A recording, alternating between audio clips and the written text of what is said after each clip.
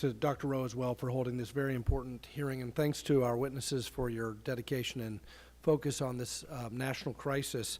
I did want to ask Dr. Stone about the topic that Mr. Bost was asking about in terms of the increase in overall commitment to the VA since 2005, approximately a 258% increase in funding dedicated to VA mental health care, and yet we do continue to see, unfortunately, a rate of suicide at over 20 a day. You mentioned a couple of things that I wanted to kind of explore and kind of unpack what's going on, why we haven't seen a decline in the total numbers. Is that, I mean, and you noted that there were a total number of deaths by suicide among middle-aged and older adult veterans is the highest category. But we do also see from your suicide data report that the rates of suicide are highest among the youngest veterans. So the rates are higher among the youngest veterans, and I did note from the Iraq and Afghanistan Veterans of America testimony that veterans aged 18 to 34, the post 9/11 generation, has the highest rate of suicide. Is that the explanation for why the numbers are still elevated, even though we have made an additional financial commitment to addressing this national crisis? And if not, what is the cause of that? Maybe some of my colleagues can, but I don't think I have a full answer to that question, except I absolutely believe that not all of this is about mental health.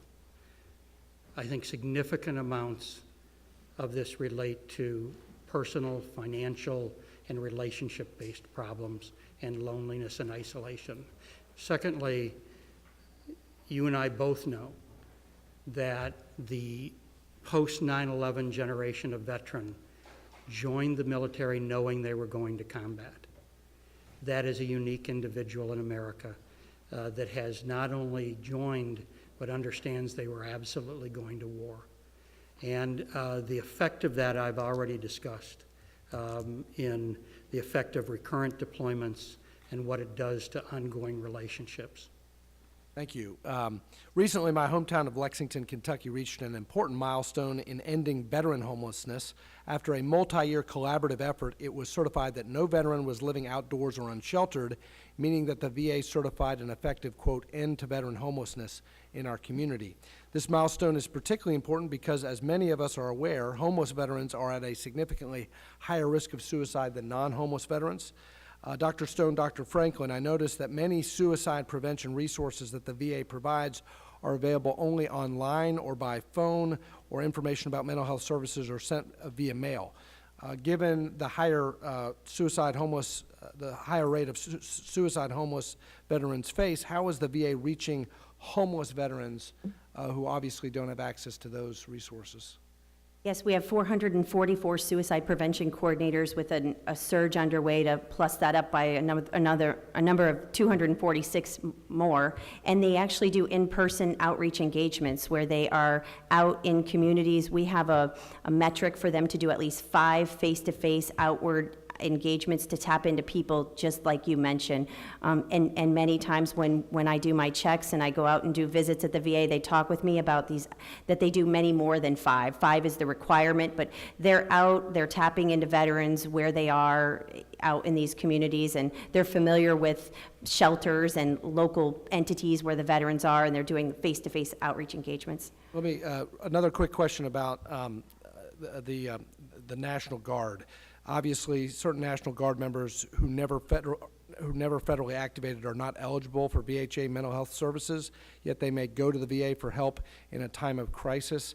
How does the VA handle these Guard members who seek help? We do not turn them away. We treat them, we bring them into the fold, we give them care immediately, right away, barrier-free, access-free. Furthermore, Dr. Stone signed an MOA this year with the National Guard and the Reserve leadership to have our mobile vet centers out at every drill weekend, and we did a one-for-one match with every drill weekend to assign it to a mobile vet center so that they're getting care early and consistently over time. And in my remaining time, briefly, equine-assisted therapy, we see this in central Kentucky, the horse capital of the world. Dr. Franklin and SAMHSA, any of the witnesses here, what is the evidence in support of these adaptive sports therapies? So we have a whole center at the NIH that focuses on alternative therapies or non-pharmacological therapies. What we find from most of this work is that they share components that are relevant to treating mental illness or suicide risk. I'm not as familiar with equine assisted therapy, but it does have key components of things like mindfulness and connection and attachment that are key components of a lot of our evidence-based therapies like cognitive behavioral therapy. Thank you. My time has expired. Thank you, Mr. Barr. I now recognize Ms. Lee.